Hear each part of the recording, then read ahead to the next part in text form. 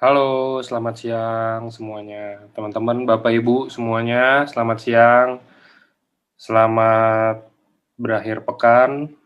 Hari ini saya hadir sama Dokter Wijaya untuk nemenin teman-teman yang mau tahu lebih banyak tentang Takara Kombu Fukoidan. Itu apa sih Fukoidan itu? Kok kayaknya saya sering lihat di internet, tapi kenapa maksudnya apa hubungannya dengan EMC nih? Apa ada produk Fukoidan mereknya apa?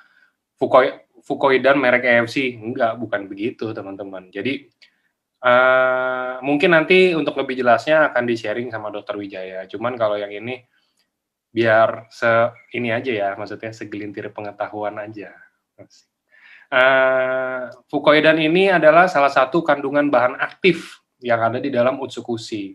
Nah, Fukoidan ini emang udah terkenal juga di Jepang. Nah, tapi kalau terkenalnya itu biasa sih kalau yang di Jepang itu dipakainya untuk treatment untuk penyakit-penyakit yang abnormal sih kayaknya kalau yang saya lihat dari artikelnya ya. Kan kebetulan saya juga belum pernah ke Jepang nih.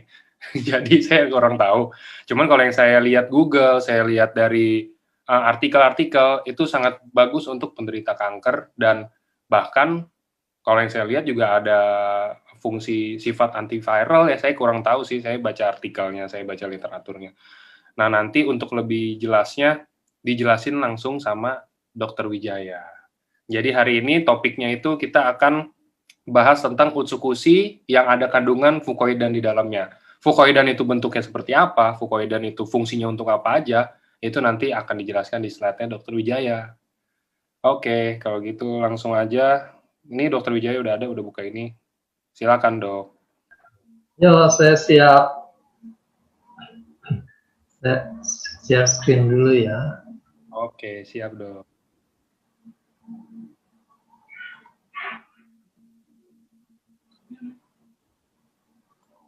Bisa muncul? Muncul. Coba di full screen. Belum penuh ya. Ya.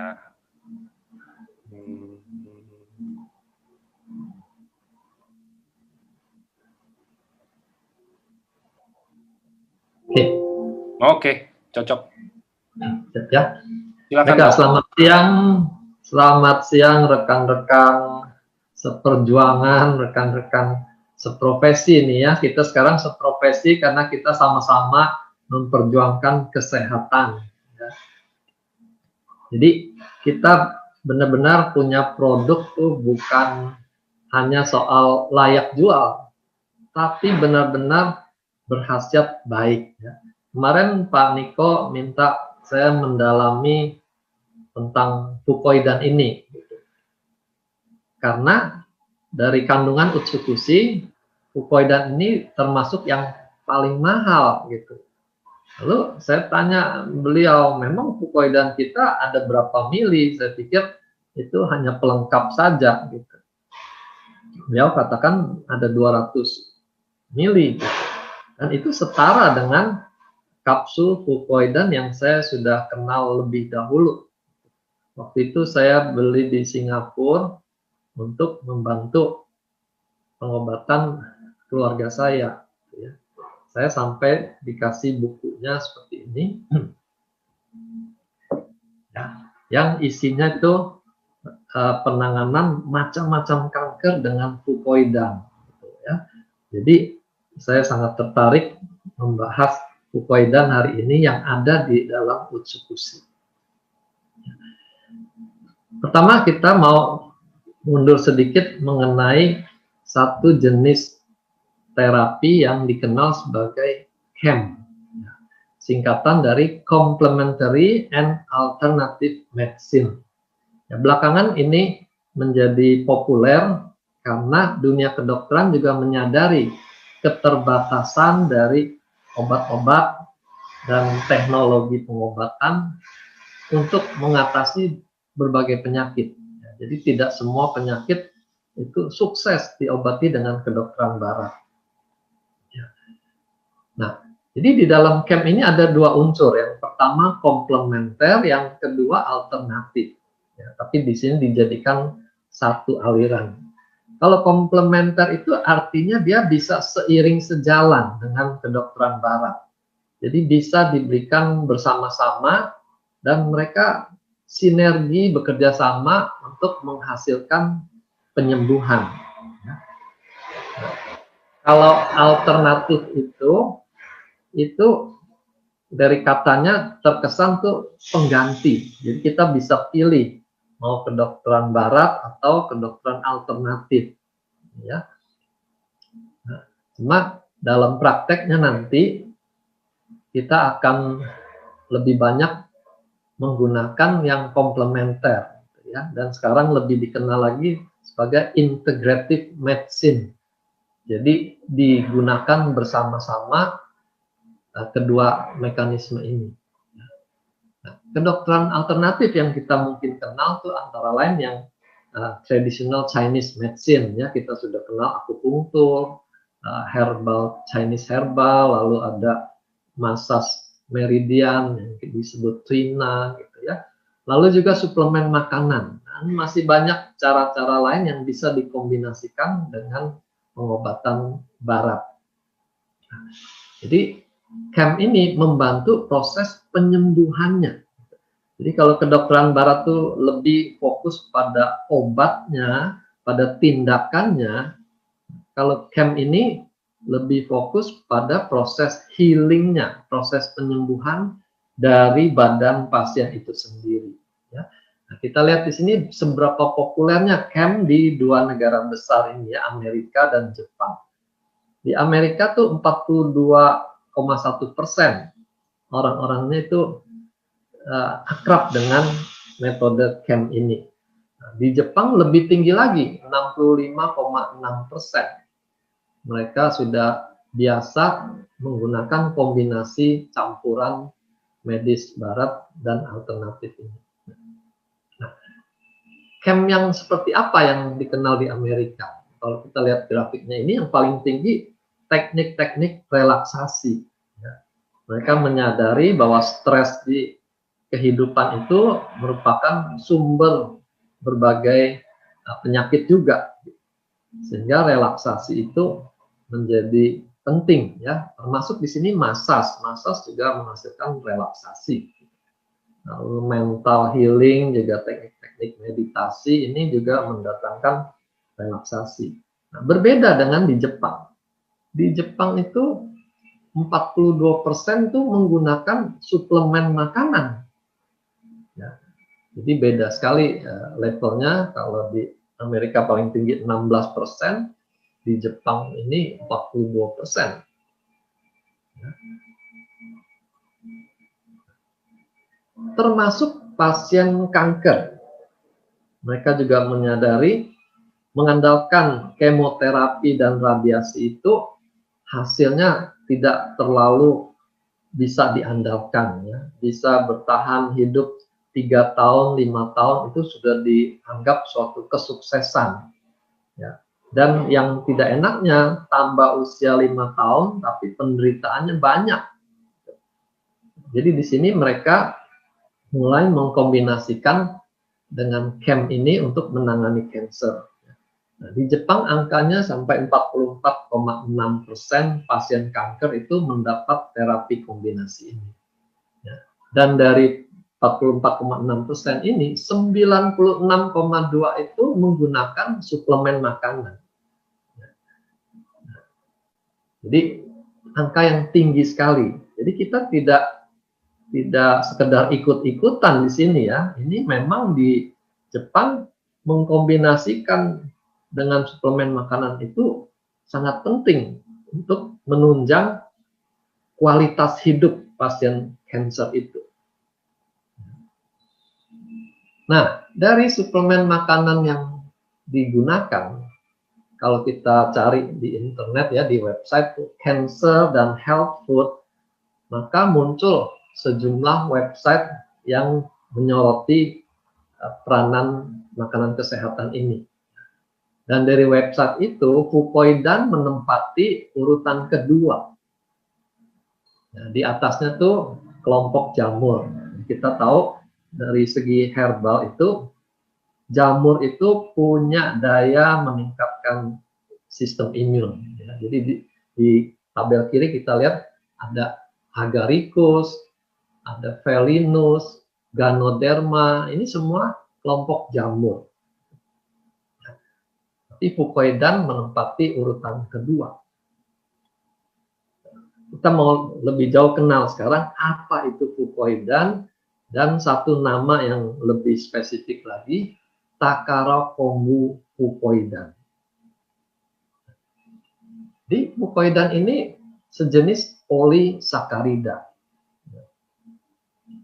Dan keistimewaannya dia mengandung gugus sulfat di dalam strukturnya. Nah, secara umum dia termasuk makanan berserat yang larut dalam air. Pengertian larut dalam air itu bukan larut sama sekali gitu, tapi dia seratnya itu bisa menarik air. Nah, ada banyak jenis Fucoidan. Nah, salah satu sumbernya yang kita bahas hari ini itu dari Gagome kombu. Ya. Nah, kalau yang di Singapura saya peroleh itu dari jenis yang lain. Kalau sumbernya berbeda, ternyata struktur kimianya juga berbeda. Jadi sama-sama namanya Fucoidan, tapi strukturnya bisa berbeda dan otomatis nanti khasiatnya juga berbeda. Ya.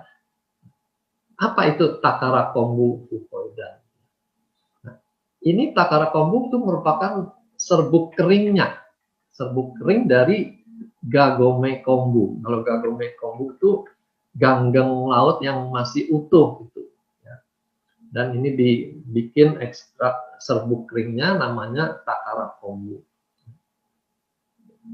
Takara-kombu ini diambil dari nama penemunya, Takarabio. Nah, jadi diabadikan nama Takarabio sebagai Takara-kombu, yaitu serbuk kering dari sejenis ganggeng yang namanya Gagome kombu. Ya. Nah, Takarabio ini orang pertama yang mengidentifikasikan ada 3 struktur kimiawi yang berbeda di dalam Gagome kombu ini.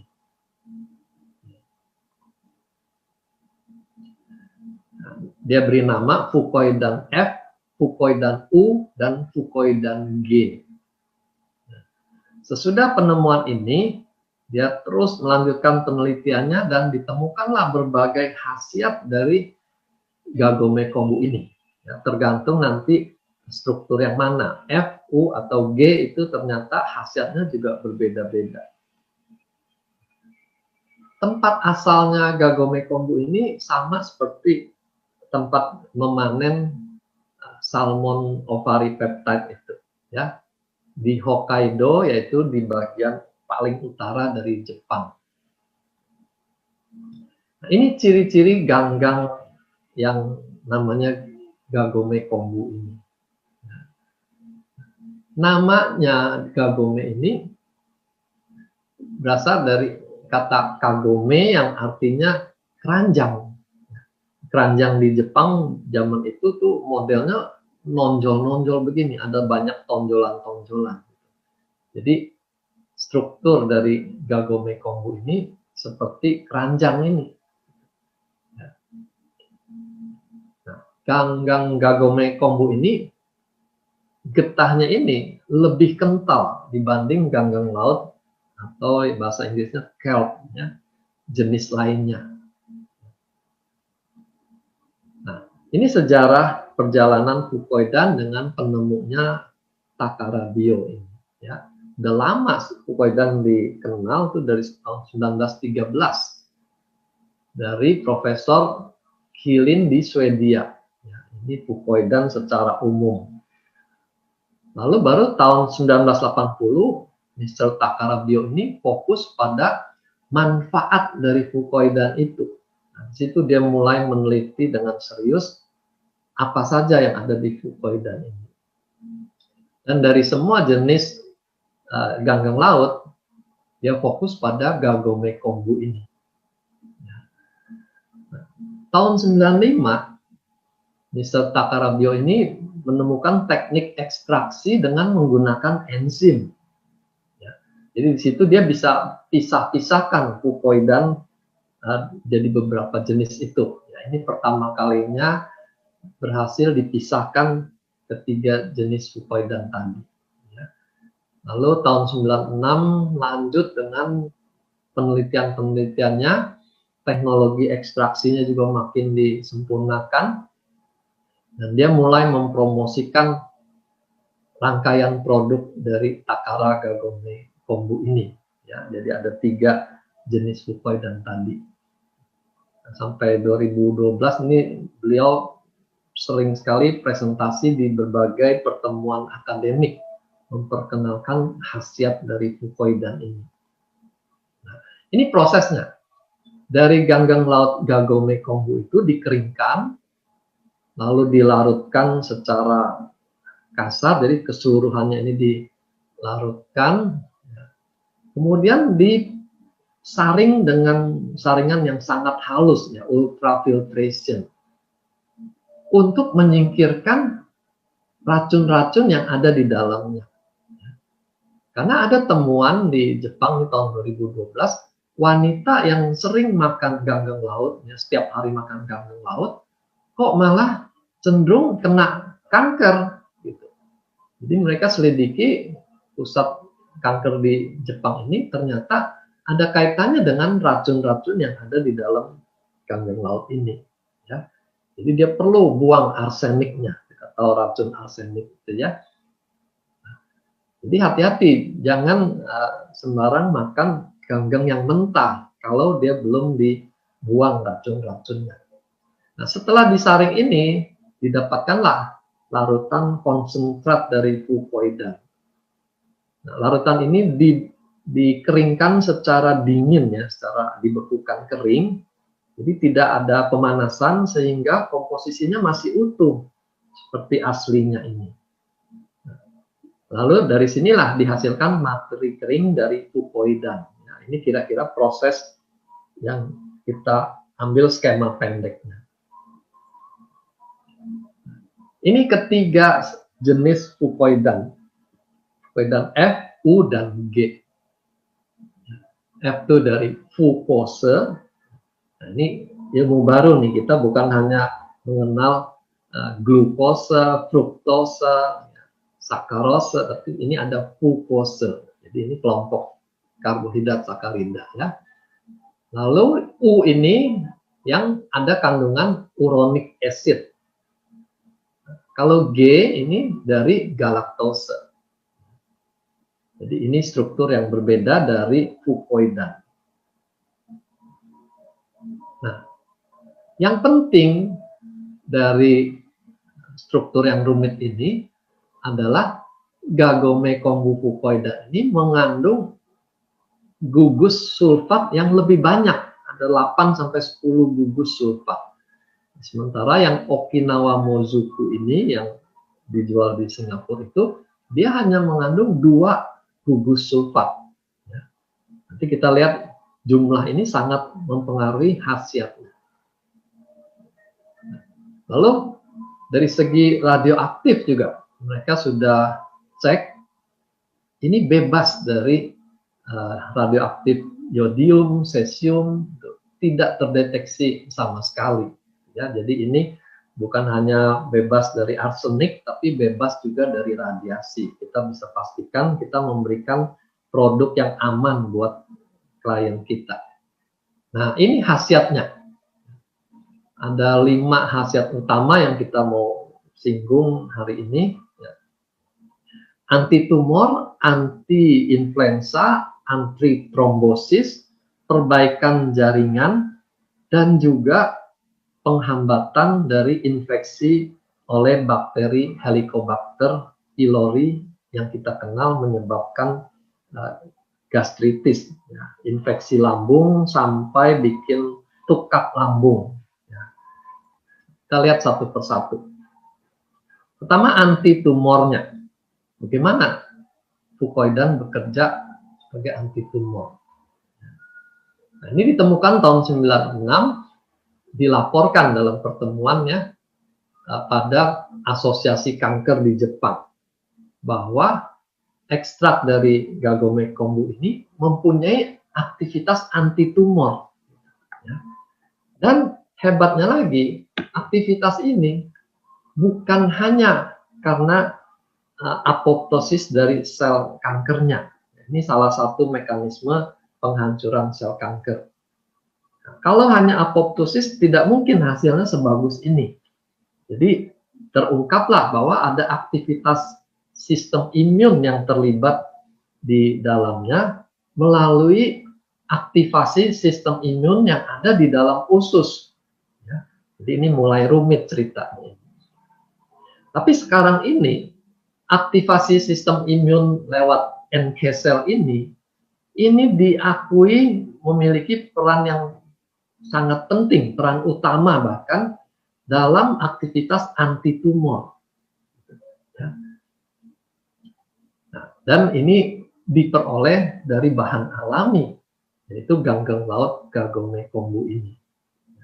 Ini istimewanya. Waktu saya di Singapura membawa pasien yang sakit kanker, yang masih keluarga dekat, itu dokternya menceritakan bahwa ke depan ini pengobatan kanker itu akan fokus pada imunoterapi. Jadi bagaimana membangkitkan sistem imun kita untuk mengenali sel kanker. Nah, kalau dia bisa kenali, itu dengan segera dia bisa habisi kankernya.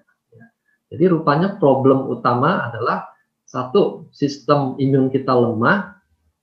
Yang kedua, sistem imun kita tidak mengenali sel kanker itu sebagai benda asing.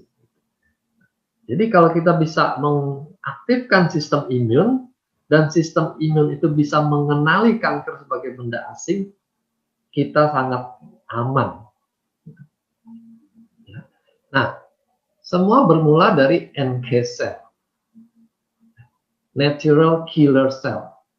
Nah, ini bagian dari sistem di limfe kita, sistem limfe ya. Jadi itu melibatkan jaringan limpa, lalu kelenjar limfe, gitu. Ini semua melibatkan sistem pertahanan kita. Dan NK cell ini salah satu unsur dari sistem limfe ini. Dia merupakan pertahanan alamiah. Jadi dari bayi pun sudah ada NK cell ini, NK cell, ya, NK cell. Jadi dia akan mengenali kalau ada sel yang bermutasi. Dengan begitu dia bisa langsung menghabisi sel yang bermutasi sebelum dia menjadi kanker yang menyebar kemana-mana. Atau dia mengenali sel yang sudah terinfeksi virus. Karena sel yang terinfeksi virus itu menjadi sumber mencetak virus-virus baru. Ya, dia musnahkan juga. Jadi ini sangat penting dalam sistem pertahanan kita. Ini garis garda terdepan. Ya. Nah, ternyata NK cell ini diaktifasi oleh interleukin 12. Nah, ini salah satu sitokin bagian dari sistem imun kita. Jadi sistem imun kita ada yang berupa sel, ada yang berupa bahan kimia. Jadi ini yang bersifat bahan kimia ini interleukin. Nah, jadi NK cell yang tidak aktif akan diaktifkan oleh interleukin menjadi NK cell yang aktif. Dia siap menyerang yang tadi sel kanker atau sel yang terinfeksi. Ini peranan kombinasi antara sitokin dengan sel. Ini kira-kira modelnya. NK cell yang aktif ini, dia akan melepaskan sejumlah enzim ya, yang bisa membuat lubang-lubang. Perforin itu perforasi, dia bikin selnya berlubang-lubang, sehingga sel kanker ini mati dengan sendirinya. Ya, ini yang disebut apoptosis. Nah, ini foto yang dilakukan bagaimana NK cell melekat pada sel kanker. Ya, di sini terjadi reaksi, dia lubangi dinding dari sel kanker sehingga sel kankernya mati. Nah, peranan NK cell ini ternyata bermula di usus. Ya, di usus kita, usus halus tuh ada yang namanya bercak Peyeri. Ya, waktu saya dulu belajar di kedokteran, bercak ini terkenal khususnya pada kondisi tifus abdominalis. Ya, ini menjadi aktif sekali untuk bertahan menghadapi tifus itu. Makanya salah satu komplikasi tifus tuh ususnya tuh bisa berdarah di bercak Peyeri ini, bocor. Sehingga perlu dioperasi, dipotong ususnya. Ya. Nah, jadi di sini peranan sistem pertahanan tubuh tuh ada di sepanjang usus kita, gitu, ya, yang namanya bercak Peyeri ini. Dan mereka menemukan justru saluran usus itu merupakan organ imun yang paling besar. Kira-kira 60-70% sel imun tuh kumpul semua di dalam usus kita. Makanya di sini Utsukushi kita sering sebut-sebut berperan di dalam usus tuh untuk mengaktifasi sistem imun kita, ya karena ini. Ya. Nah, di sini peranan Kagome Kombu terbukti mengaktifasi kekebalan sistemik, ya. Jadi lewat sistem di usus dia melepaskan interferon gamma, ya, salah satu sitokin yang bisa mengaktifasi NK cell yang alami menjadi NK cell yang aktif, ya. Dan ini beredar di seluruh tubuh dan dia akan menyerang sel kanker atau sel yang terinfeksi oleh virus. Jadi usus itu menjadi sarangnya, gitu ya, sarang interferon untuk mengaktifasi NK cell. Ini penelitian pada tikus, ya, efek dari berbagai ganggang tadi. Okinawa ini yang tadi saya sebut dijual di Jepang, ternyata kalah khasiatnya. Khasiat antitumornya lebih besar pada Takara Kombu fucoida. Sini kelihatan grafiknya dia paling kecil, jadi pertumbuhan tumornya, volume tumornya paling kecil dibanding yang lain. Nah, kontrol itu berarti tidak diberikan apa-apa. Nah, jadi kita bisa bayangkan kalau pasien kanker tidak diberikan apa-apa, otomatis sel kankernya itu akan bertumbuh paling besar, paling pesat. Ya. Jadi di sini ambil kesimpulannya, aktivitas antitumor Takara Kombu sudah terbukti lebih tinggi dibandingkan fucoidan dari ganggeng lain. Ini menilai aktivitas dari NK cell-nya, ya. Kalau tadi ukuran tumornya, ini aktivitas dari NK cell-nya. Nah, di sini juga ditemukan paling aktif Kagome Kombu ini dibandingkan ganggeng laut yang dua lainnya. Ya, bedanya banyak sekali di sini. Jadi di sini statementnya Kagome Kombu menunjukkan efek aktivasi NK cell yang lebih kuat dibanding fucoidan dari dua jenis ganggeng lainnya. Ini mundur lagi produksi interferon gammanya. Ya, kita ingat tadi ini yang membuat NK cell itu menjadi aktif. Nah, diukur kadar interferon gammanya, Kagome Kombu ini paling tinggi menghasilkan interferon gamma. Berarti akan lebih banyak NK cell yang bisa diaktifasi oleh fucoidan dari Kagome Kombu, ya, dibandingkan fucoidan dari ganggeng lainnya ini. Ya, bedanya besar sekali di sini.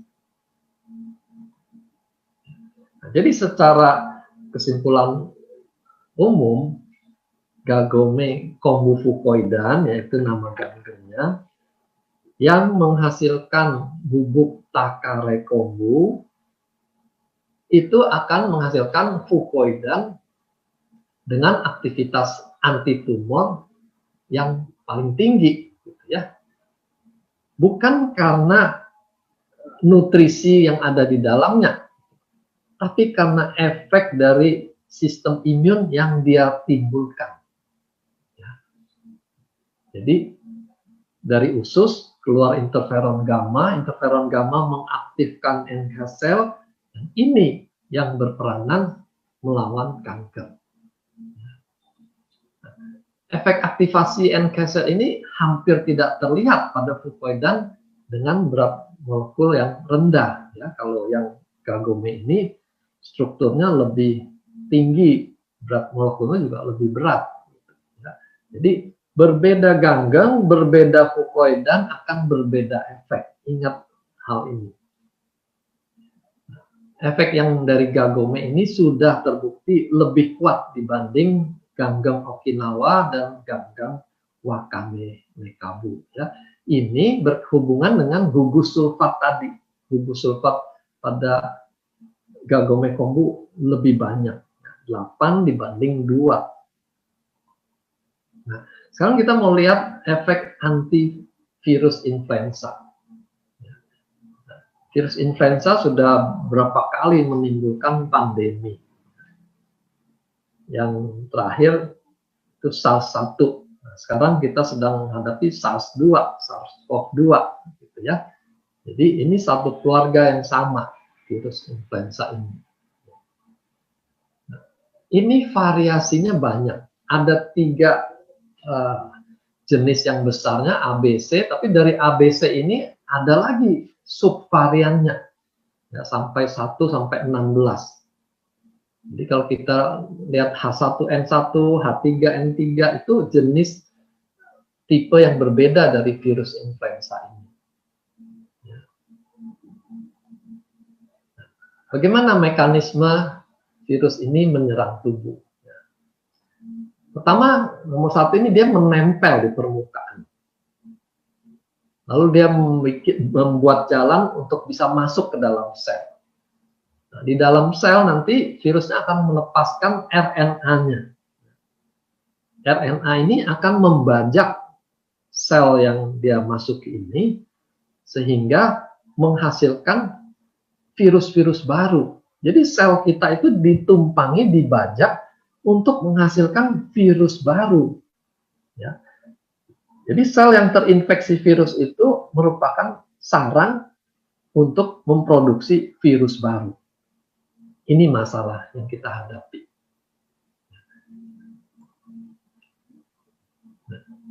Jadi percobaan untuk meneliti sejauh mana bahan-bahan ini bisa berinteraksi, ya, apakah mencegah menempelnya, atau mencegah dia berkembang biaknya, atau bisa menangkis virus yang sudah beredar.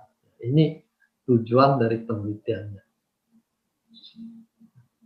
Nah, ini hasilnya membandingkan Gagome kombu dengan kedua jenis ganggeng lainnya, lalu dibandingkan juga dengan obat antivirus yang namanya oseltamivir. Ya. Nah, jadi kesimpulan umumnya kita lihat di sini, fukoidan dari Gagome ini sangat kuat menekan perkembangbiakan dari virus di sini H1N1. Ya. Aktivitasnya juga lebih kuat dibandingkan fukoidan yang lain. Ini grafik yang di tengah ya, suppressing activity, kita lihat Gagome kombu ini paling rendah, berarti dia bisa menekan aktivitas virusnya serendah mungkin.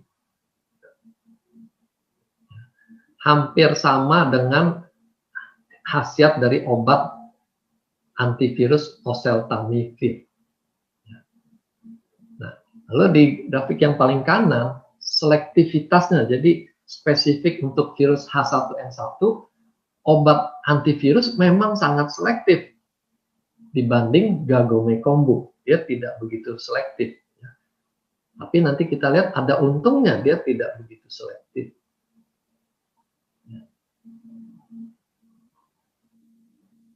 Ini juga pada virus H5N3.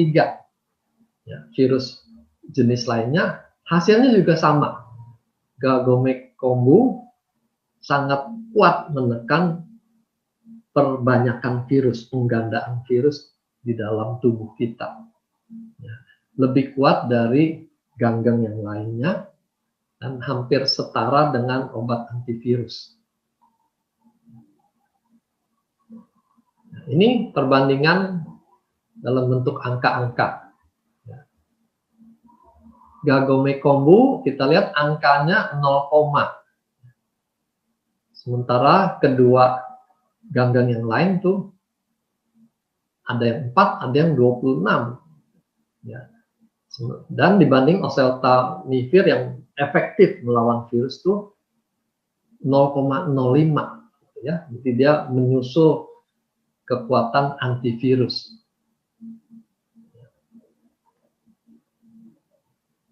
Nah, ini penelitian lain. Ya. Bagaimana dia bisa menekan waktu virus itu memasuki tubuh kita. Ya. Jadi mereka ukur jumlah virus yang dilepaskan oleh sel. Nah, ini daya melekatnya virus pada dinding sel. Ternyata dia tidak begitu pengaruh, dia tidak bisa menghambat virus melekat pada dinding sel. Ya. Tapi dia bisa menekan virus masuk ke dalam sel. Ya. Nah, ini penting, karena kalau virusnya baru melekat, dia belum bisa memperbanyak diri. Tapi kalau virusnya bisa masuk ke dalam sel, barulah terjadi penggandaan diri dari virus itu. Ya. Nah, jadi di sini gagomekombu mampu untuk menekan masuknya virus ke dalam sel kita. Di sini sekali lagi ya, dia tidak bisa mencegah perlengketan, tapi dia bisa menghandle virus yang masuk ini, sehingga terhambat untuk bereplikasi virusnya di dalam tubuh kita. Nah, kalau oseltamivir ini kerjanya pada virus yang dilepaskan. Nah, di sini kita lihat perlunya terapi kombinasi tadi, komplementer. Di satu sisi obat bisa menghabisi virusnya, di sisi lain suplemen bisa menguatkan selnya supaya tidak mudah terinfeksi virus. Nah, ini penelitian lebih jauh lagi pada tikus yang sengaja diberi infeksi virus, ditetesi hidungnya supaya virusnya masuk ke dalam. Nah, ingat ya, hidung itu mukosa, makanya kita disuruh pakai masker, jangan menyentuh area muka ini supaya jangan ada virus masuk lewat hidung. Nah, ini aktivitas menekan replikasi virus. Ya, ini jenis virusnya strain NWS. Di sini dibanding kontrol yang tidak diberi apa-apa, ini kelihatan virusnya berkurang banyak. Aktivitasnya dengan antivirus, dengan gagome dia berkurang. Begitu juga di sekret di parunya. Jadi kalau dari hidung infeksinya masuk ke paru, terjadilah infeksi paru yang bisa bikin sesak, sama seperti yang terjadi pada COVID sekarang ini. Ya. Dan pada penelitian ini, aktivitas di paru juga dia bisa bantu, ya, menekan aktivitas virus, baik masih di mukosa maupun sudah sampai di paru-paru. Nah, ini lebih lagi, diberikan virus yang sudah kebal terhadap obat antivirus. Nah, ini kelemahan kita memberikan obat ya, baik antivirus maupun antibakteri, suatu waktu tuh bisa kebal virusnya atau bakterinya. Nah, ini virus yang sudah kebal ini disuntikan pada tikus itu. Jadi kelihatan di sini obat antivirusnya tidak lagi mempan. Tapi si gagomekombu fucoidan ini masih mempan. Ya. Nah, ini kelebihan yang tadi saya katakan ya, tidak spesifik antivirus itu justru menguntungkan karena dia masih bisa bekerja walaupun virusnya sudah kebal terhadap antivirus. Nah, lebih jauh lagi, setelah NK cell itu sistem imun akan menciptakan garis pertahanan kedua lewat imunoglobulin. Itu antibodi. Nah, di sini antibodinya dari IgA. Itu dibentuk setelah terjadinya infeksi dan badan kita mulai menghasilkan antibodi. Nah, antibodi ini yang nanti akan menyerang virus yang bebas berkeliaran. Ya, jadi bukan yang ada dalam sel, tapi yang beredar di dalam darah. Jadi di sini kita lihat rangkaiannya dengan konsumsi fukoidan, ganggang laut tadi, dia bisa bekerja di garis pertama dan juga membantu di garis pertahanan level 2 lewat imunoglobulin ini. Nah, imunoglobulin ini yang akan lebih spesifik terhadap jenis virus yang masuk. Kalau NK cell itu tidak spesifik, tapi antibodi IgA ini yang spesifik. Nah, kalau sudah sampai level ini, kita sudah memiliki kekebalan. Nah, ini penelitian melihat sejauh mana produksinya. Diberikan dua macam virus. Yang satu yang standar, yang satu lagi yang sudah kebal terhadap obat antivirus. Pada kedua jenis virus ini, terlihat Gagome kombu menghasilkan IgA jauh lebih banyak ya dibanding obat antivirus. Obat antivirus itu tidak bisa merangsang produksi IgA, dia hanya bisa membunuh virusnya. Tapi Gagome kombu, fukoidan bisa mengaktifasi NK cell dan merangsang terbentuknya antibodi ini. Ya. Nah, apalagi kalau virusnya sudah kebal terhadap obat antivirus, kelihatan sekali perbedaannya lebih besar lagi. Ya. Unggul suplemen makanan yang diekstraksi ini dibanding obat antivirus pada penelitian ini. Nah, ini ringkasannya. Dengan konsumsi fukoidan, kita mengaktifasi NK cell, sehingga kalau ada virus masuk, NK cell kita bisa mematikan sel tubuh yang terinfeksi, sehingga tidak menjadi pabrik virus. Ya. Lalu dia akan membantu mengeluarkan antibodi IgA lebih banyak lagi, sehingga kita bisa dengan lebih cepat menetralisir virus-virus yang masih beredar. Ya.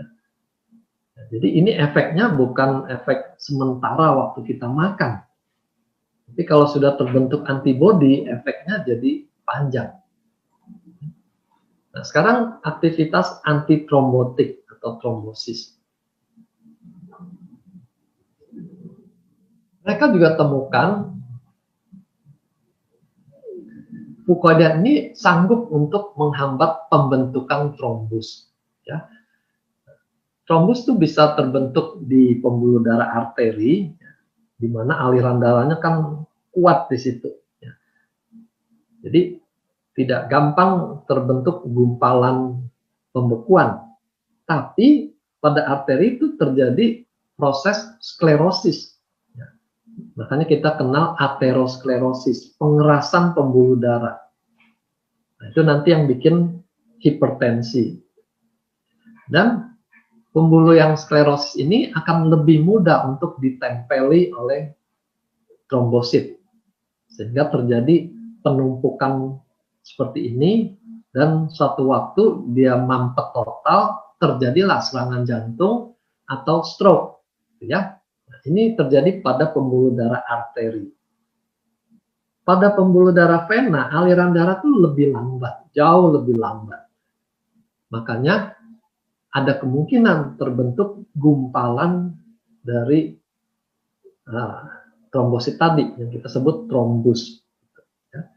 Trombus ini juga bisa bikin sumbatan dan aliran vena itu tidak bisa kembali ke jantung, dia bikin bengkak. Ya, kita akan temukan kaki yang bengkak dan nyeri. Ya, itu tanda trombosis vena. Nah, bahayanya kalau trombus itu terlepas, dia masuk dalam aliran darah, dia juga bisa bikin sumbatan di koroner dan di pembuluh darah otak. Ya, bisa bikin stroke dan serangan jantung juga. Ya. Jadi pembentukan trombus ini, entah dia di arteri atau di vena, itu bisa menimbulkan kecacatan serius bahkan kematian. Nah, ini penelitiannya. Pada hewan percobaan dengan sengaja dimasukkan bahan yang bisa menimbulkan trombus. Kalau pikir-pikir kasihan juga ya hewan percobaan ini, tapi kita mesti lihat inilah pengorbanan mereka demi kemajuan kemanusiaan. Kita harus memberi respect juga ya, bukan hanya pada penelitinya, tapi juga pada hewan-hewan yang telah mengorbankan diri. Nah, ternyata pemberian fucoidan ini bisa menekan pembentukan trombus itu. Ya. Dengan dosis yang ditingkatkan, dia lebih kuat lagi. Tapi dengan meningkatkan lagi dosisnya, ternyata efeknya bukan bertambah kuat. Ya. Dia bisa lebih lemah hasilnya. Nah, di sini kita penting ingat, bukan makin banyak takaran makin hebat, tapi bisa terjadi yang namanya J curve ini ya, huruf J, dia bisa berbalik. Jadi jangan terlalu agresif memberikan takaran tinggi. Ya. Kita berikan sesuai dengan kebutuhannya. Nah, ini hasilnya. Setelah disuntikan bahan, ini disuntikannya di arteri servikal. Lalu diobservasi dalam 1 jam.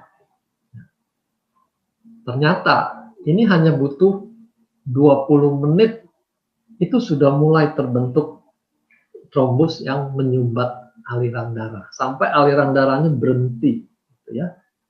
20 menit.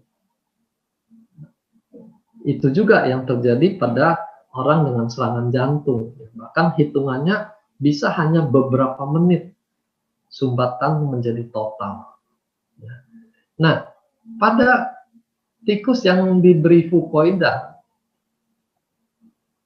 itu aliran darah masih bisa terus mengalir lebih lama. Sampai menit ke-45. Bahkan sampai mendekati menit ke-60, dia masih lancar mengalir. Jadi di sini terbukti dia bisa mengurangi proses trombosisnya. Di kanan ini mereka coba ukur trombus yang terbentuk itu ditimbang. Nah, kalau tidak diberikan fucoidan, trombusnya itu besar, paling besar di sebelah kiri ini. Berarti jumlah trombosit yang melekat, saling melekat itu banyak. Tapi dengan memberikan fucoidan ini, trombusnya kecil, gitu ya. Jadi penting sekali intervensi trombosis dengan memberikan fucoidan. Nah, sekarang aktivitas regenerasi jaringan. Mereka mengukur produksi yang namanya HGF. Nah, ini bukan human growth factor, tapi hepatocellular growth factor. Ini sejenis protein ya, yang punya efek kuat untuk menumbuhkan sel hati. Ya, hepatoseluler itu sel hati. Jadi terjadi regenerasi di hati. Organ hati kita tuh memang terkenal punya daya regenerasi yang luar biasa. dipotong separuh dia bisa tumbuh lagi, gitu ya. Tapi kalau daya regenerasi ini terganggu, maka sel hati itu bisa tamat riwayatnya, gitu ya. Nah, ternyata hepatocellular growth factor ini bukan hanya bekerja di hati, dia juga bekerja di jaringan yang lain, di organ-organ seperti ginjal, paru, pembuluh darah, bahkan di folikel rambut, gitu. Jadi dia bisa menumbuhkan lagi rambut lewat perbaikan di folikel rambutnya. Folikel itu benih rambutnya. Nah, berkaitan dengan liver ini sangat penting peranannya pada hepatitis. Dan fukoidan yang bekerja di sini adalah fukoidan yang tipe F. Ya, tadi ada F, ada U, ada G. Ini yang tipe F. Ini pembuktiannya. Dengan yang kiri yang merah itu dengan Kagome Kombu, yang kanan dengan Okinawa Mozuku. Ya, kelihatan di sini jumlah hepatocellular growth factor-nya lebih banyak pada Kagome Kombu. Berarti daya rangsangan untuk perbaikan sel juga akan lebih tinggi pada fukoidan yang Kagome ini. Nah, ini tadi berkaitan dengan jumlah sulfatnya yang lebih banyak, 8 sampai 10. Kalau yang Okinawa ini hanya 2. Ya. Jadi jumlah sulfat mempengaruhi efektivitas dari hepatocellular growth factor. Ini penelitian yang lain lagi pada serumnya. Jadi ukur serumnya, pemberian dosis lebih tinggi, hasilnya juga lebih banyak. Ya. Jadi ingat tadi ya, jangan karena kurva ini kita tambah-tambahkan terus. Hati-hati, nanti efeknya bisa malah turun.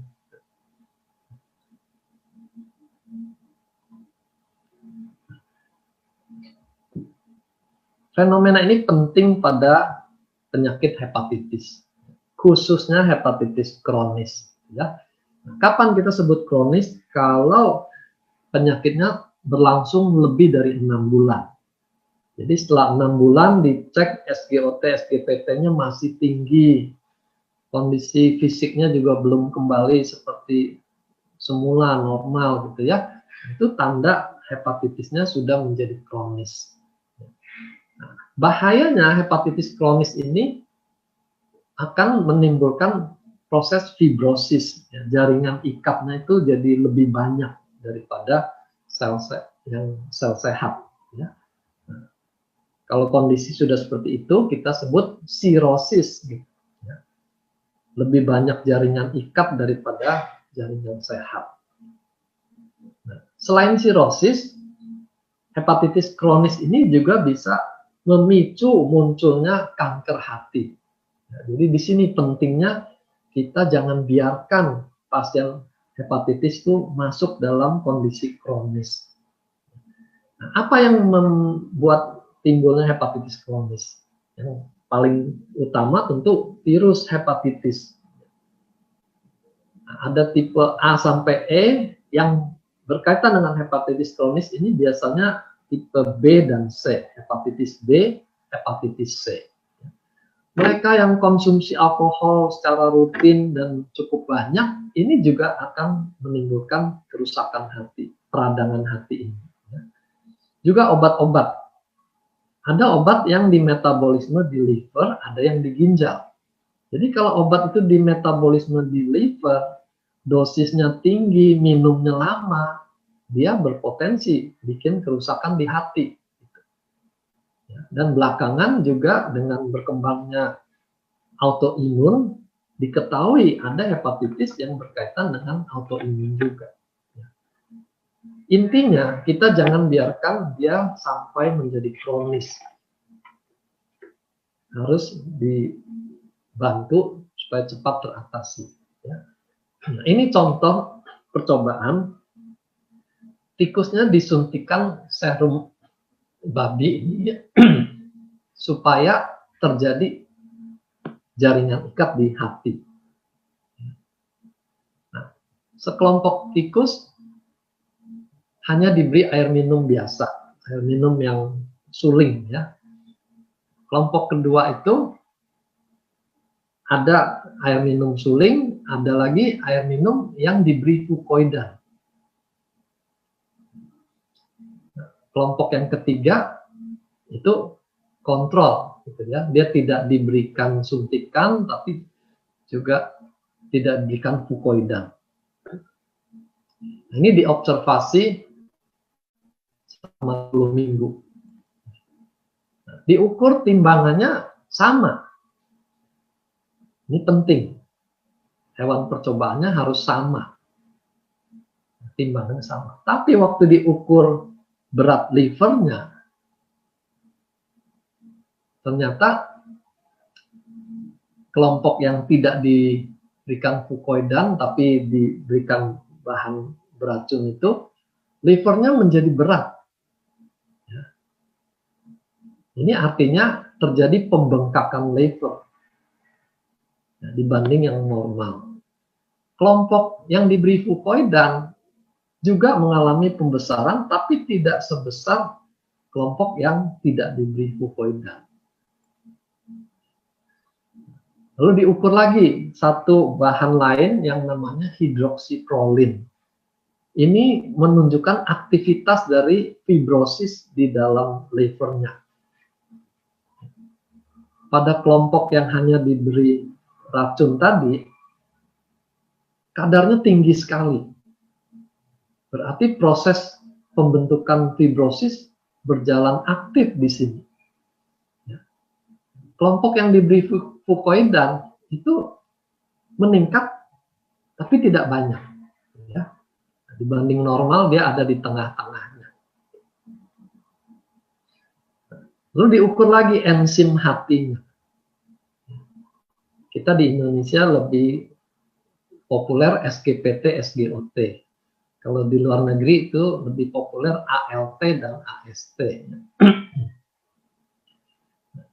Jadi enzim yang diberi racun saja lebih tinggi dibanding yang diberi fukoidan. Enzim yang tinggi ini menunjukkan kerusakan hati lebih banyak. Ya. Jadi kalau kita cek SGOT, SGPT naik, makin tinggi angkanya menunjukkan kerusakan hatinya lebih luas. Ya. Lalu alkalin fosfatase ini menunjukkan bendungan di saluran empedu di dalam livernya. Ini juga meningkat. Sementara yang diberi fukoidan lebih ringan peningkatan. Nah, ini bukti fotonya. Kalau tidak diberi apa-apa, livernya ini bengkak dan terjadi sirosis, fibrosisnya. Tandanya fibrosis, dia tidak lagi mengkilap dan licin. Yang paling kanan itu gambar liver yang normal, licin dan ukurannya seperti itu. Pada tikus yang diberi fukoidan, dia masih tampak kilatannya dan licinnya masih lebih bagus dibanding yang tidak diberi fukoidan. Jadi di sini terbukti efek melindungi hati terhadap kemungkinan fibrosis yang sirosis hati. Nah, ada juga kondisi hepatitis yang berkembang tuh menjadi parah, gitu ya, menjadi ganas, gawat, disebut fulminant. Di sini sel liver tuh rusaknya begitu banyak sehingga daya regenerasi tidak lagi bisa mengejarnya. Pada kondisi fulminant, angka kematian tuh bisa mencapai 80%. Jadi paling tidak enak kalau kena hepatitis itu begitu. Bisa sembuh sempurna, bisa kronis lalu berujung sirosis atau kanker, atau terkena yang ganas dia meninggal. Ya. Nah, fulminant ini biasanya terjadi pada kondisi yang akut. Serangan baru, panas, enek, muntah-muntah, lalu enzimnya naik dengan tinggi sekali. Kalau ini berlangsung terus memburuk, masuk dia di fulminan dan 80% kemungkinan meninggal.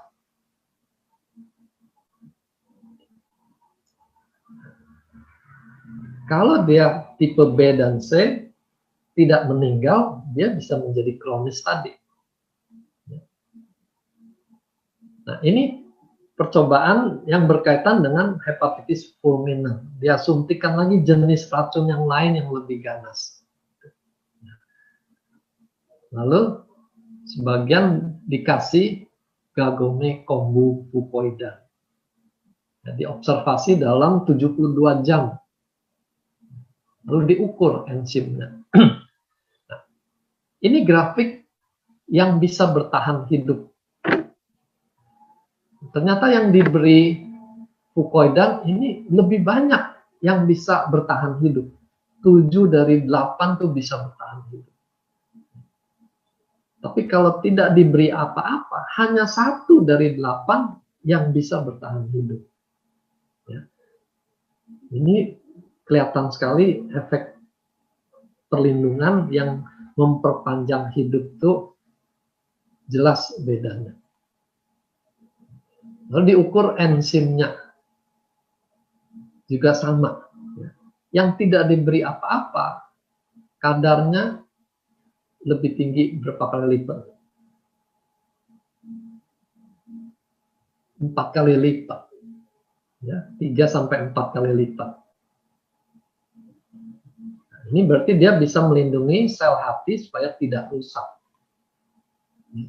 Ini dalam bentuk grafik pada hepatitis C. Ya, ini perhatikan baik-baik ya. Kalau dia angkanya tinggi, dia bisa diperbaiki dengan cepat. Grafik yang nyungsep ini ya, yang buncing. Nah, ada sejumlah orang yang diteliti ini tidak turun, bahkan ada kenaikan sedikit. Nah, di sini kita belajar bahwa tidak semua orang ataupun hewan percobaan itu hasilnya seragam, gitu ya. Yang tidak efektif atau yang memburuk juga ada. Ya. Jadi kita dari penelitian itu kita belajar hasil akhir itu kemungkinan selalu tuh bisa berbeda-beda. Ya. Nah, cuma hasil ini cukup memberikan harapan bahwa enzimnya tuh bisa turun. Artinya sel-sel yang rusak tuh bisa dikurangi. Gitu ya. Ini terakhir efek perlindungan terhadap infeksi lambung oleh bakteri yang namanya Helicobacter pylori. Ini bakteri yang unik karena dia bisa bertahan di dalam asam lambung yang begitu keras. pH lambung tuh bisa 2-3 dan dia bisa bertahan dengan pH segitu. Dia menimbulkan infeksi dan kalau berlangsung terus dia menimbulkan luka yang kita sebut tukak lambung, gastric ulcer. Nah, tukak lambung itu kalau makin dalam dia bisa tembus dindingnya, terjadi kebocoran lambung. Ya. Asam lambung kalau sampai keluar ke dalam rongga tubuh itu terjadi reaksi yang hebat, itu terjadi peradangan seluruh rongga perut, ya. Atau perdarahan, ya, dia bisa bikin perdarahan sehingga harus dioperasi. Ya, itu bahayanya tukak lambung karena bakteri yang satu ini. Nah, fukoidan ternyata bisa menghambat berkembangnya bakteri Helicobacter ini. Nah, ini percobaan pada tikus lagi. Di sini ada perbedaan fukoidan U dengan fukoidan F ini. Nah, jadi secara keseluruhan sekali lagi fukoidan kita yang ada dalam utsukusi itu punya efek anti tumor, antivirus, anti bekuan darah, dan dia juga bisa membantu regenerasi sel, khususnya sel hati tadi ya pada penelitian itu. Dan juga organ lain termasuk folikel rambut. Dan dia punya efek terhadap lambung yang terinfeksi oleh Helicobacter. Jadi di sini ternyata utsukushi bukan hanya bekerja di usus, tapi fukoidannya ini bisa bekerja di lambung, khususnya urusan infeksi ini. Ya. Jadi kan penyakit lambung itu macam-macam. Bisa karena asamnya saja atau perlindungan mukosanya yang kurang. Tapi untuk yang infeksi ini, fukoidan dalam utsukushi kita mempunyai tempat yang istimewa. Ya. Oke, itu yang saya bisa sharingkan. Silakan. Oke, thank you dok. Nih, sekarang kita cari-cari pertanyaan ya. Ini sebentar. Saya udah stop sharing ya. Ya, oke. Oke, kita mulai cari-cari.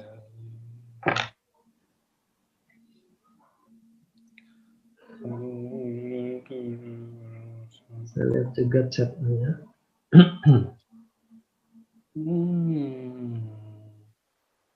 Dok, ini ada kasus ya, dia konsumsi utsukushi 1 saset, tapi maksudnya berasa kayak rada pusing. Tapi setelah dia konsumsi 1 saset itu nggak kenapa-napa, kayak nggak ada reaksi yang berlebihan mungkin ya, karena dia dia tidak bisa minum utsu sekaligus 1 saset karena merasa mabok. Jadi dia tambahkan minum vitamin C dan iron. Apabila dia minum setengah saset saja, nggak mabok. Kenapa dok itu? Ya. Biasanya itu memang terkait sama efek detox, ya. Karena kan utsukushi ini membersihkan usus. Jadi pada waktu detox itu dia bisa menimbulkan seperti orang tuh jadi nggak enak badan, ya. Rasa pusing, rasa hilang nafsu makan, ada yang mencret misalnya. Ya. Nggak apa-apa kalau hanya detox, bertahan aja, minum air lebih banyak, nanti dia akan hilang. Kalau dia sudah hilang, baru naikkan takarannya. Ya, kalau hanya bisa masuk setengah saset, nggak apa-apa mulai dengan setengah saset. Ini istimewanya kalau kita konsumsi suplemen.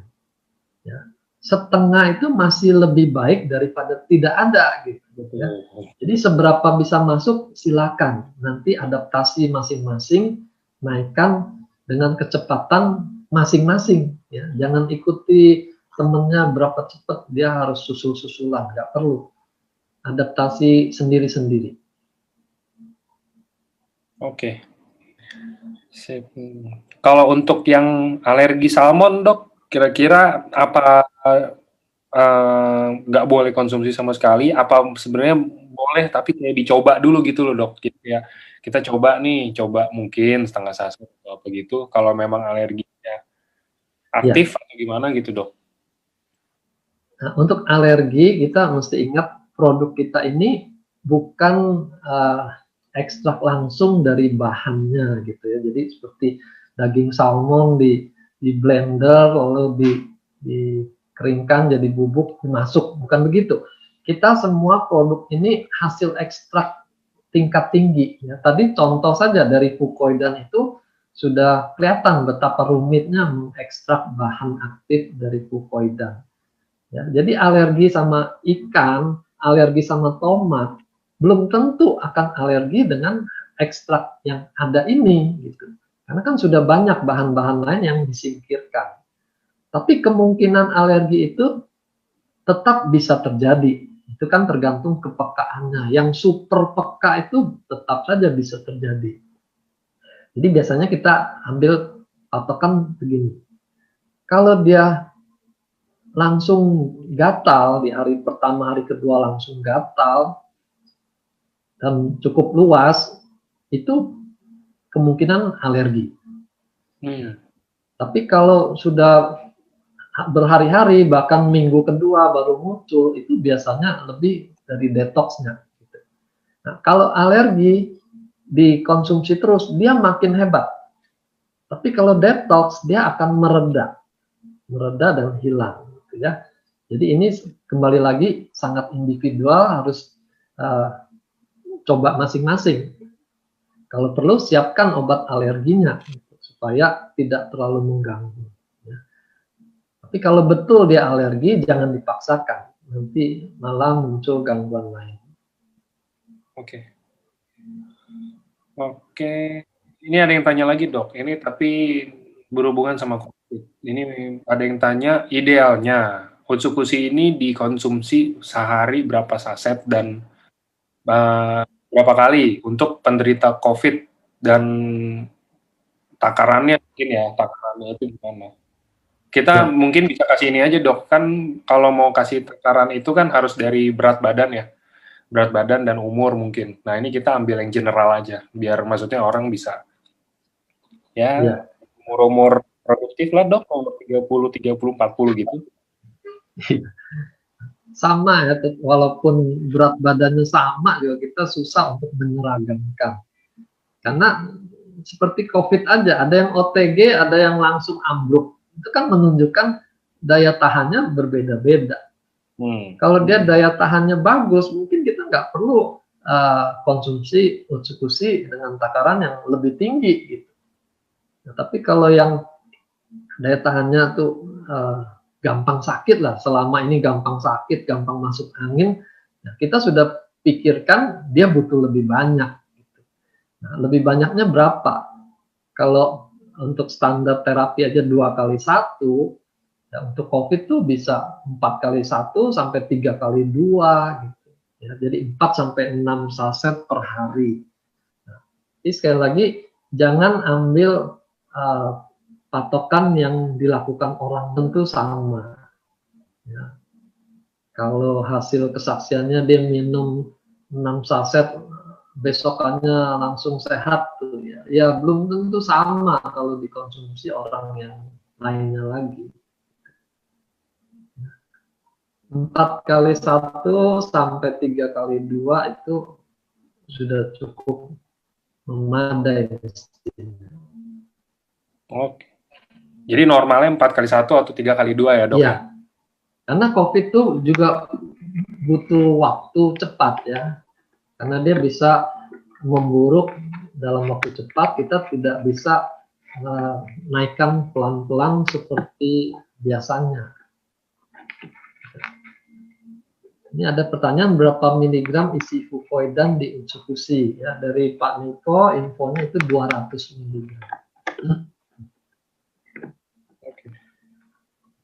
Oke, ini ada yang tanya lagi seputar COVID ini sendiri. Dok, saya awal Desember kena COVID-19 dan saya konsumsi SOP Subarasi dan Otsukushi 3x3.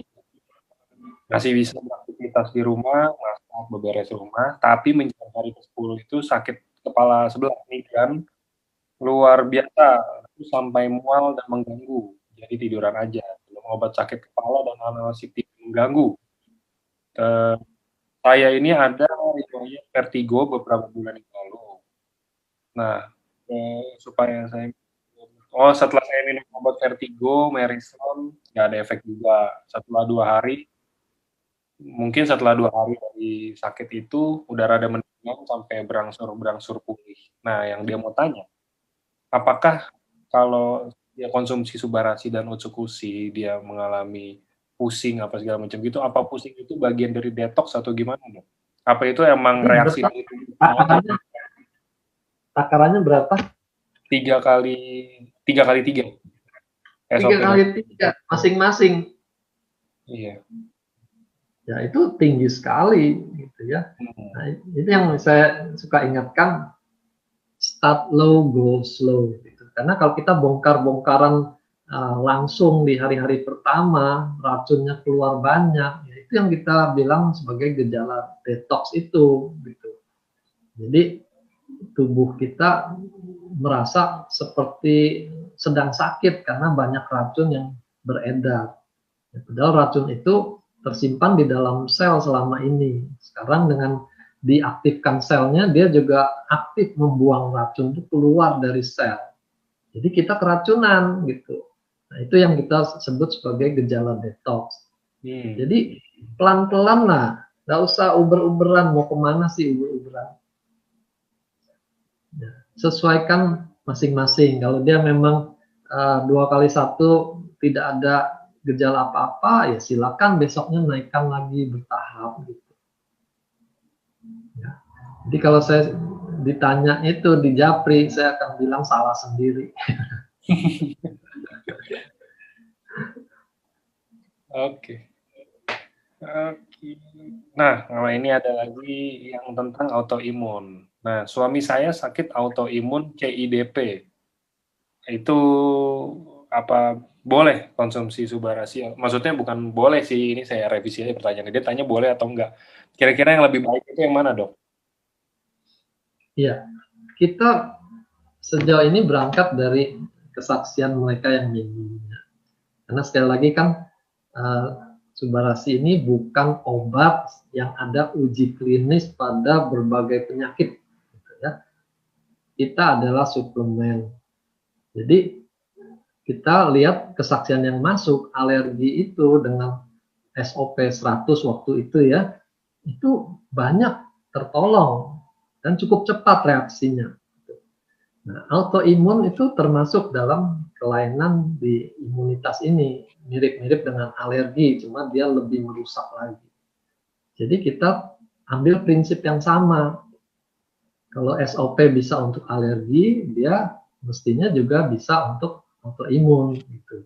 Dan ternyata memang ada kesaksian orang yang SLE dia konsumsi SOP membaik gitu ya. Tapi sekali lagi ini kan namanya kesaksian hasil perorangan. Nah, belum tentu hasilnya bisa seragam. Kita tidak punya data yang akurat tuh berapa yang berhasil berapa enggak. Tapi yang pasti kalau hanya mengandalkan obat kan dia tidak akan keluar dari status penyandang autoimun gitu. Kalau produk ini bisa menolong, kenapa tidak gitu ya. Jadi kita main wisdom aja di sini.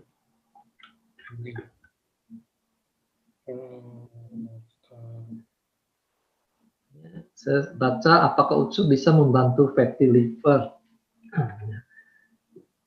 Fatty livernya sendiri itu perlu dibakar dengan olahraga. Karena fatty liver ternyata juga bisa merusak hati.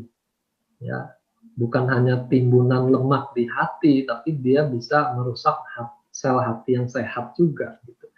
Jadi ditandai dengan SGOT-PT yang naik juga pada pasien fatty liver. Utsukushi bisa membantu melindungi sel hati. Tapi bukan berarti dia akan mengeliminasi sel lemak. Ya. Nanti sel lemak di tempat lain juga hilang kan kita repot juga. Nah, membakar lemak itu ya harus berolahraga. Jangan andalkan produk apapun untuk tinggal duduk diam lalu sel lemaknya hilang semua. Gitu. Nggak bisa. Oke, Dok. Ini ada pertanyaan menarik menurut saya. Tapi ini nih, Dok mau tanya. Kalau misalkan Utsukushi itu kan contoh nih, Utsukushi kan dia ada bisa bantu detoksifikasi tubuh ya. Ini dia ada mau nanya, Dok, kalau misalkan ada yang pernah konsumsi narkotika dan dia mau detox diri, mau membersihkan dirinya itu dan dia udah stop lah kita bilang. Cocoknya itu konsumsi di Utsukushi aja atau ditambah Utsukushi dan Subarashi untuk mempercepat pembersihan dirinya, pemutihan dirinya gitu loh, Dok. Ya. Nah, dalam hal ini kan bukan hanya detox yang dia butuh. Karena narkoba itu kan juga punya daya rusak. Seperti alkohol tadi merusak hati. Narkoba itu bisa merusak otak. Ya, agak bodoh-bodoh itu udah resikonya itu. Nah, dia merusak. Nah, untuk yang merusak ini, itu daya regenerasi dari Subarashi atau SOP itu lebih kuat daripada Utsukushi. Nah, Utsukushi dalam penelitian tuh regenerasi yang di liver yang disoroti gitu ya. Tapi kalau urusan stem cell, insulin-like growth factor itu adanya di SOP atau Subarasi. Jadi konsumsi dua-duanya perlu. Ya. Jadi pada penyakit yang bersifat kronis dengan macam-macam komplikasi, kita perlu dua-duanya. Oke. Ada yang minum konsumsi Utsukushi malah mahnya kumat jadi perih. Ya. Itu berarti mahnya itu memang lebih parah dari yang lain-lain. Dia lebih sensitif. Gitu. Jadi begitu ada reaksi perbaikan pun dia akan merasa lebih sakit. Ya. Jadi pertimbangannya begini, kalau di stop dia tidak masuk apa-apa, kondisi dia akan begitu terus. Ya. Tapi kalau kita berikan sesuatu yang dalam penelitiannya itu punya efek memperbaiki jaringan, maka kita patut mengusahakannya. Nah, itu prinsipnya. Ya. Nah, dalam proses mengusahakannya ini kita bikinlah reaksi yang seminimal mungkin efek sampingnya tadi. Ya. Kalau nggak tahan 1 saset, setengah saset. Ya. Dan konsumsinya sesudah makan. Nah, bagaimana caranya supaya bahan ini masuk? Gitu. Kalau perlu, bikin larutan 1 saset, lalu minumnya sedikit-sedikit. Sehingga nggak tahu lagi tuh, itu 1/8-nya atau 1/berapa yang masuk gitu. Nah, yang penting dalam sehari ada masuk, ada perbaikan jaringan. Dengan makin baiknya jaringan itu, dia kan lebih tahan lagi. Besok-besok dia bisa naikkan takarannya, gitu ya. Jadi cari akal. Oke. Ini ada yang tanya lagi, Dok. Kalau misalkan saya umur 53 tahun, saya ini saya tidak ada kendala apa-apa. Saya hanya mau tanya, kalau saya mau konsumsi Utsukushi setiap harinya, kira-kira yang cocok itu berapa saset per hari untuk menjaga biar saya sehat selalu? Kalau hanya untuk jaga itu cukup 1. Dia minum malam, besok paginya tuh buang air besar mestinya lebih baik. Nah, kalau Subarasi itu kita biasanya minum pagi, karena kalau sel-sel lebih sehat, kemungkinan dia lebih segar, dia bisa susah tidur kalau minumnya malam. Itu alasannya kita. Kenapa Subarasi pagi, Utsukushi malam. Ya. Kalau dia minum SOP atau Subarasi itu jadi banyak tidur, ya kita berikan sore supaya tidurnya lebih berkualitas di malam harinya. Ya, di situ bukan hukum besi soal aturan ini gitu. Kita sesuaikan kondisi masing-masing. Oke. Dok, untuk penderita leukemia tipe AML M2, seberapa efektifkah Utsukushi dan berapa perbandingannya saya harus konsumsi Utsukushi dan SOP Subarasi? Saya sudah sempat mengkonsumsi 1x1 Utsukushi dan 2x1 Subarasi setiap harinya. Konsumsinya udah hampir 1,5 bulan. Apakah ini tepat ataukah saya harus rubah? Ya, jadi balik lagi, kita tidak ada penelitian untuk penyakit. Kita hanya melihat secara nalar cara kerjanya produk ini, lalu kita coba analisa penyakitnya itu patofisiologinya bagaimana. Leukemia itu kelainan di produksi sel darah putihnya, jadi di pabriknya dia ada kelainan. Nah, kita akan berikan Subarasi untuk memperbaiki pabriknya itu. Harapan kita dengan pabriknya lebih baik, lalu ada bahan antioksidan juga di dalamnya, itu kondisi akan membaik. Gitu. Jadi ini secara umum efeknya, bukan berarti Subarasi itu obat untuk leukemia, jangan melihat seperti itu. Gitu ya. sama-sama memperbaiki jaringan dan organ, tapi kali ini kita harapkan organ yang membaiknya itu si sumsum tulangnya dalam memproduksi sel darah putih. Gitu. Nah, Utsukushi perannya di mana? Gitu. Kalau efek radikal bebasnya itu muncul dari segi makanan dan usus, nah kita ada tempat untuk Utsukushi itu membersihkan ususnya sehingga penyerapan makanan juga lebih baik. Tapi terutama subarasinya untuk leukemia.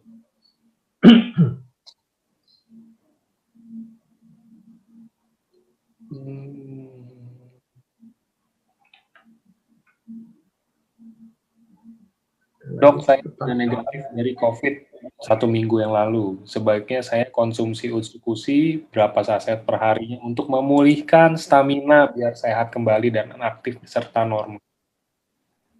Ya, kalau untuk pemulihan 2x1 mestinya sudah cukup. Jadi itu takaran minimal untuk terapi. Nah, kalau ini ada yang tanya, Dok, saya mau tanya kenapa tingkat trigliserid itu tinggi. Trigliserid itu apa? Apakah bisa dibantu dengan Utsukushi? Banyak sih ini yang tanya, ada beberapa juga tanya juga. Trigliserid itu ada kaitan dengan genetik juga ya. Ada orang yang turunannya memang dia ada masalah di livernya sehingga pembentukan trigliseridnya tinggi. Ada juga yang terkait dengan pola makannya. Biasanya yang karbohidrat itu bisa bikin trigliserid juga. Apapun itu ya betulkan saja semuanya. Makanannya yang alami, yang banyak seratnya, sayur buahnya diperbanyak, lalu olahraganya diperbanyak. Nah, itu prinsip umum. Lalu subarasi kita harapkan dia memperbaiki organ livernya. Utsukushi kita harapkan dia bisa perbaiki di ususnya sehingga ada yang namanya resorpsi ulang dari lemak itu kita bisa kurangi gitu ya, karena ususnya lebih aktif, pembersihan di usus itu lebih aktif, tidak sempat bahan-bahan itu diserap lagi. Jadi berikan dua-duanya karena mekanismenya berbeda. Oke. Ini ada yang panjang, makan Utsukushi 3 hari langsung timbul merah-merah di leher, agak parah. Ya. Dia tidak ada riwayat alergi. Ya, kalau kita nilai agak parah, nomor 1 stop aja dulu. Ya, biar kadar toksinnya tuh tidak bertambah, tapi terus menurun. Nah, nanti kalau sudah normal mau dimulai lagi, mulailah dengan dosis yang paling kecil. Gitu. Ya. Jadi ini juga seninya beradaptasi. Jangan lupa kita hidup ini tiap hari harus belajar beradaptasi. Nah, pasien ini tidak bisa minum obat yang ada ginnya, antalgin. Nah, itu kan berarti dia sudah ada riwayat alergi obat. Kenapa tadi bisa dibilang tidak ada riwayat alergi gitu. Kadang-kadang kita suka ngomong alergi itu hanya soal seafood gitu ya. Semua bahan yang menimbulkan reaksi itu kita sebut alergi. Jadi kalau ada riwayat alergi gitu, ya kita lebih hati-hati lagi memulai memberikan sesuatu, mulai dengan takaran yang terkecil. Oke, ini ada yang tanya lagi. Dok, klien saya ada sakit anemia dan sakit mah usia 17 tahun dirawat seminggu lebih di rumah sakit. Orang baru dilepas dari rawat inap. Mungkin selama ini dia konsumsi subarasi karena ada pertanyaan dia apakah butuh Utsukushi juga? Anemia juga masalah di darah. Judulnya sama anemia, tapi penyebabnya itu bisa beda-beda. Kalau dia kekurangan zat besi, misalnya anemia juga kan. Nah, kita tidak bisa mengatasi dengan produk kita kalau urusan kurang zat besi misalnya. Karena produk kita tuh memang bukan produk terlengkap, semua vitamin mineral ada di dalam sana. Enggak. Itu bukan bagian kita. Kalau memang kurang zat tertentu, ya dia konsumsi dari bahan lain gitu. Nah, kalau dia karena kerapuhan sel darah merah gampang pecah misalnya, anemia hemolitik, nah kita berharap dengan memberikan subarasi itu produksinya akan lebih baik, sel-sel sehat yang diproduksi akan lebih banyak gitu. Nah, kita berharap anemianya berkurang, itu saja. Kalau soal utsukushi, ya tergantung. Kalau dia makan sayur buahnya cukup, ke belakangnya tidak ada masalah, mungkin dia tidak begitu perlu. Ya. Kecuali memang dana mencukupi, mau rutin tambahkan utsukushi sehari satu, boleh saja. Tapi dia lebih perlu SOP-nya.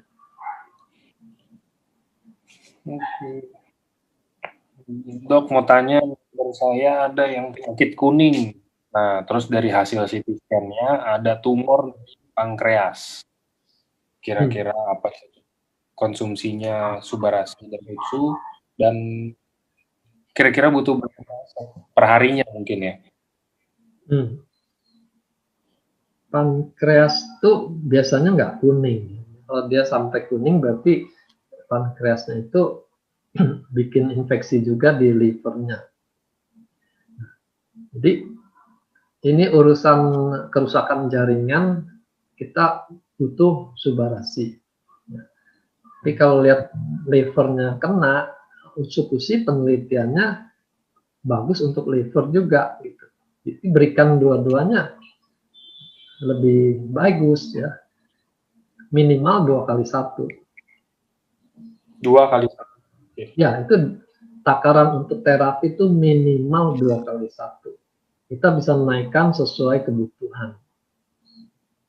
Dengan kecepatan sesuai dengan adaptasi kliennya. Ini ada tanya mengenai SLE yang menyerang kulit. Ya. Nah, ini kita prinsipnya sebenarnya sama untuk semua autoimun jenis apapun itu. Kita hanya melihat itu ada kelainan di sistem imunnya berlebihan. Ya. Nah, bahan kita SOP atau subarasi ini dari kesaksian tuh dia bisa membaik, kita perkirakan ada bahan yang bisa menetralisir sistem imun yang terlalu aktif itu. Ya. Jadi kita berikan aja SOP atau subarasi. Oke, ada lagi.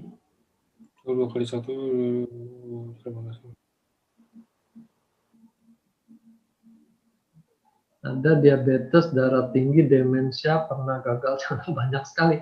Empedu, ada batu, pernah infeksi. Nggak apa-apa, gini. Jadi kalau misalkan pertanyaan-pertanyaan di luar utsukushi nanti jadi sekunder ya. Jadi dicarinya yang utsukushi dulu, diutamainnya. Dan masalahnya usia pasiennya sudah 91. Nah, usia lanjut itu juga menunjukkan stem cell-nya tuh makin merosot, makin minim.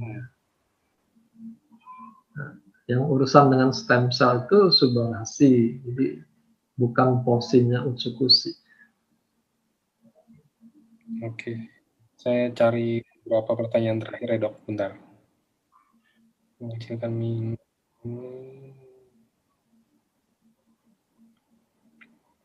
Dok, utsukushi memiliki tumor anti-tumor agent. Memiliki paten anti-tumor agent. Nah, ini ada pasien ini kena miom. Miom itu kan sejenis tumor. Apakah dapat dibantu juga dengan utsukushi? Nah, apa subarasi? Enggak.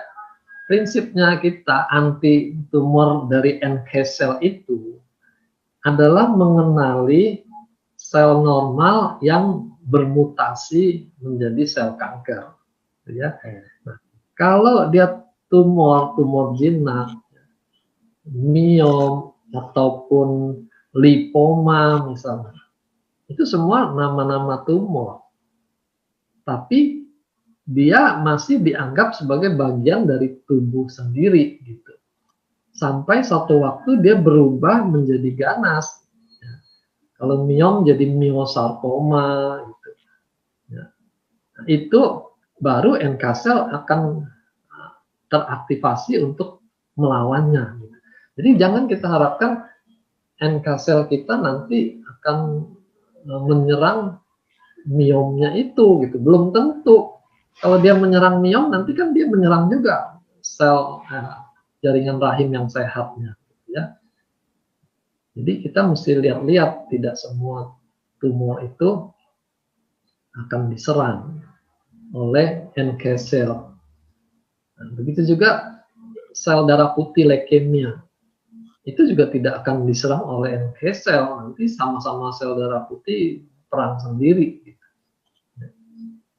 Itu pabriknya yang kita mesti bereskan. Jadi kalau ada kesaksian miomnya mengecil ya syukur, tapi kita nggak tahu apakah mekanisme NK selnya yang bikin seperti itu. Karena bisa juga miom membesar karena efek hormonal misalnya. Mungkin dengan subarasi dia bisa membalance hormonnya, miomnya mengecil. Oke.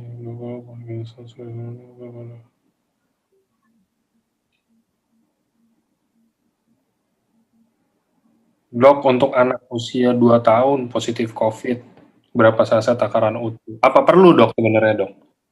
Di bawah 5 tahun. Bilang ini COVID agak sulit karena dia bisa berubah dari hari ke hari. Jadi kalau kita bilang nggak perlu, terus ternyata besok dia berubah, kan kita salah juga. Umumnya anak itu ya, jadi 5 tahun ke atas itu takarannya separuh orang dewasa. Kalau balita ya kita bisa anggap sepertiganya. Jadi kira-kira saja dibagi sama orang tuanya aja. Ya. Paling nggak setengah saset lah. Oke. Jadi kalau orang dewasa 4 saset per hari, dia kalau seperempatnya kan masih bisa 1 saset per hari. 1 saset itu dibagi lagi 2 kali pemberian paling enggak. 2 kali setengah untuk si anak itu. Dilarutkan saja. Apa dikasih bubuk nanti dia keselak. Oke, ini bertanya institusi minumnya di mana? Kalau minumnya itu balik lagi udah ini bebas minumnya sebenarnya sih, nggak ada yang aturan gimana banget ya dok. Minumnya ditaruh di bawah lidah atau pakai air atau apa. Itu tergantung kitanya aja sih. Karena ini perjalanan jangka panjang. Tadi riset aja kan semuanya perlu berapa hari. Jadi kita nggak perlu adu cepat. Yang penting kontinuitasnya lebih penting. Oke deh kalau gitu. Saya pikir cukup dok untuk hari ini. Oke. Thank you buat Dr. Wijaya udah nemenin kita semua hari ini. Thank you juga buat teman-teman semuanya yang udah menyempatkan hadir di weekend ini di sore hari ini. Oke, thank you dok. Yo, yang belum terjawab sorry ya. Thank you semuanya. Thank you semua. Happy weekend.